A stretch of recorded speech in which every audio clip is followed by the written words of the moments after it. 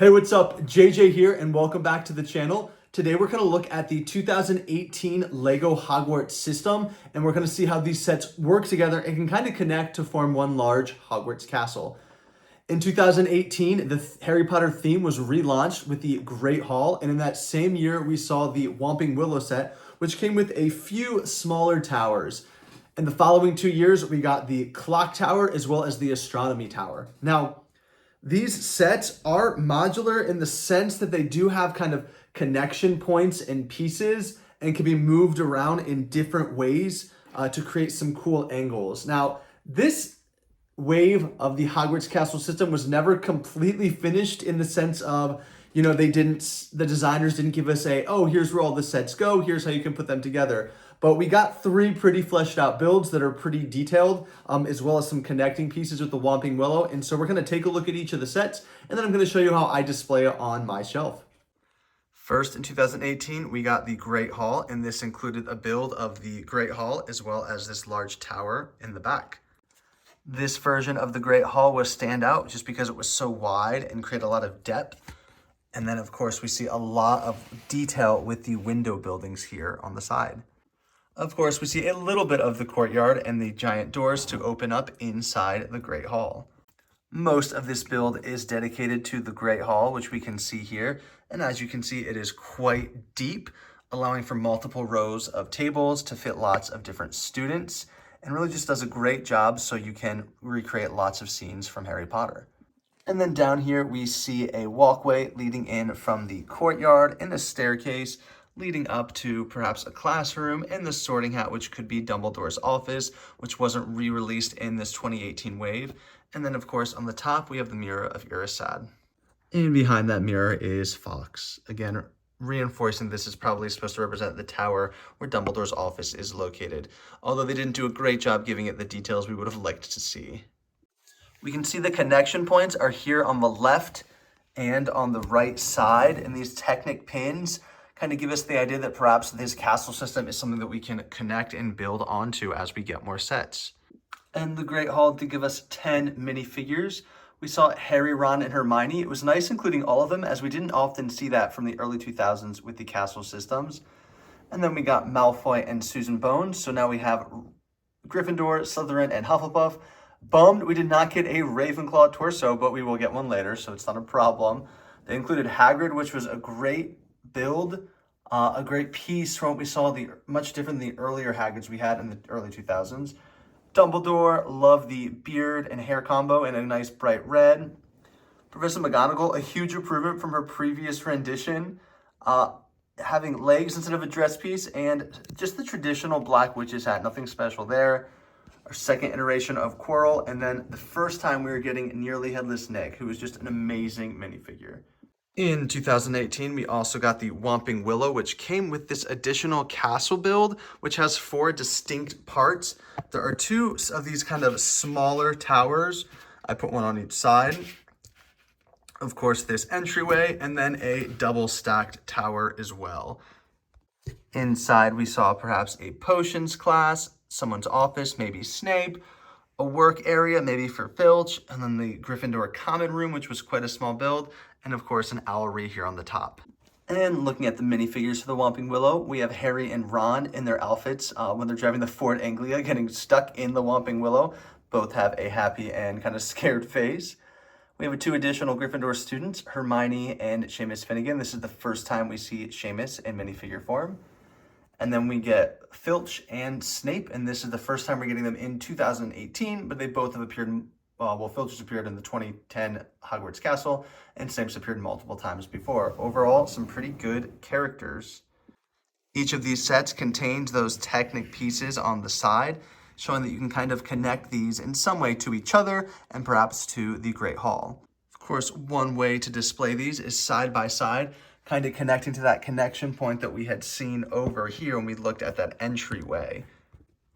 And it's actually this taller double stacked room that's going to make the most interesting build, because what we can see is the kind of Technic piece comes at 2 different angles. It's not just on the sides. And so that can help us, as we are making some connections, create different angles with our Hogwarts system. And this is the connections that make the most sense for me, kind of looking at those points, creating this angle so that we can get this wall, which was designed for the Whomping Willow set. And then in 2019, we got the clock tower added to this castle system with some awesome side builds for the Yule Ball. Down here on the bottom, we have a walkway that includes a chest as well as the Goblet of Fire. Moving up, we see Mad-Eye Moody's classroom with some cool little details and features. And then at the top, we do see the hospital wing. There is a fun play feature, of course, when you spin this. It makes the clock move to go back in time, as this castle set is combining play features from both The Prisoner of Azkaban as well as the Goblet of Fire. And over here we can see the bathroom where Harry goes underwater to discover the secret to the second task to open the egg underwater. And then we see an office, and I'm pretty sure this is meant to be Dumbledore's. We do have a sticker print of the Sorting Hat there on the back, and then as well as some additional detailing such as the pensieve, and then that could be the Sword of Gryffindor. To me, this is a bit confusing only because the other tower we got with the Great Hall alluded to the fact it might be Dumbledore's office, but nonetheless, here we are. And this gives us one of my favorite sticker pieces of all time, that mermaid stained glass window sticker piece, which just looks really nice in this bathroom. And last, we see this play feature for the Yule Ball, where you can have the characters kind of dancing in a circle as the Yule Ball goes on. And for the clock tower, when looking at the minifigures, we get each of the 4 Triwizard champions in their Yule Ball outfits. Each of them looks really nice. I love Floor's torso printing, and it's nice to get Cedric with a new print as well. And then, of course, we get Ron and Hermione. So we have the Golden Trio in their Yule Ball outfits, and Ron looks particularly funny, which I quite enjoy. Don't love this leg piece for Hermione, kind of the way to show the mid-legs in dress form. Wish they would have just created a new slope piece. And then we get Dumbledore in a light purple garb, which is one of my favorite Dumbledore figures. And then Madame Maxime with a nice kind of purple and white shimmery gown. Now, the connection pieces for the Yule Ball playset kind of create some really neat angles. The clock tower only kind of has a connection point on each of the sides. But then again, we see the bathroom has kind of those interesting angles it creates with the build, similar to that double-tiered tower we saw with the Whomping Willow. And this will become important because the clock tower actually faces a different direction than the Great Hall. And so we're going to try and use some of the angles we can create with the Yule Ball dance scene to make that connection. And here we can see it kind of creates that angle we want, but it does this awkward thing on the front where then you have the back of that girl's bathroom in the Yule Ball kind of at the front part of the tower. So let's try and rearrange this again. And we can connect it this way, but as you see, it's a little bit too cramped here. And I want this building to be like this is kind of the effort I'm going for to create the Hogwarts kind of footprint as we know. But to save myself from totally trying to figure it out, we're going to look at the last set, which is the Astronomy Tower that was released with the 2018 wave. We also have this side build of the greenhouse, which has some Technic connection pieces as well. So we might try and connect it to the other parts of the Hogwarts castle from this system. This first part, I think, looks really sleek and great as an individual piece. And when we look at the inside, it is another potions classroom, maybe? This is strange, but the Technic pieces are coming out of the back opposed to the sides, which is a little bit different and might give us some angles as we connect these together. And I'm not sure if you can tell with my frustration with this castle system so far, but I will say I love the build of the Astronomy Tower. It is just such cool angles and a really neat design that kind of captures this building in a way that we have not seen in previous or future sets. Here we will see connection points on the back and the side, both sides actually, as we look at the different components of the Astronomy Tower. The bottom is an open foyer with a cool little tree build. Here's another office. It's definitely not Dumbledore this time, which is nice. I'm not familiar with that hourglass or who this might be. Hopefully not Snape.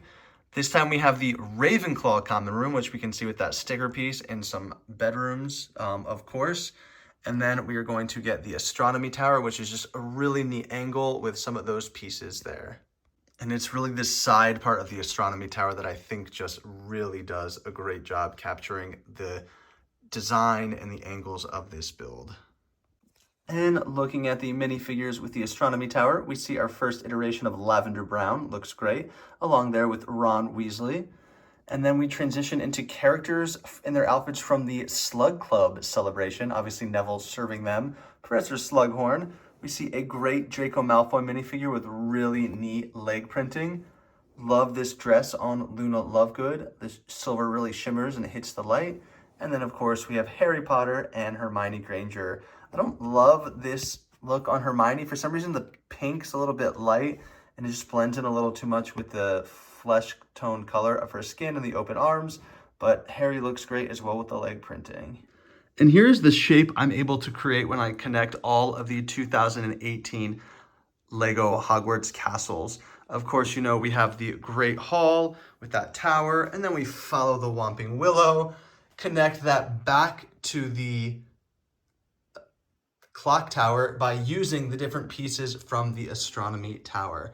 Now what we're going to do is we're actually going to see how I arrange this on my shelf, and I find that it's best actually not to connect all the pieces together, so let's take a look. And this is ultimately how I display my sets. As you can see, I kind of keep them separate using the pieces from the Whomping Willow to kind of fill the gaps, and then we can see the Astronomy Tower raised above there in the back. Especially for these kind of taller shelves, things on the top, I use things like books to kind of raise it so you can't see quite as much, and it kind of creates the illusion that tower is much taller than the others around it. And from the looking up from the floor, it actually looks quite nice. Thanks so much for tuning in. Let me know how you display your 2018 Lego Harry Potter Hogwarts Castle system, and I will see you all next time. Thank you.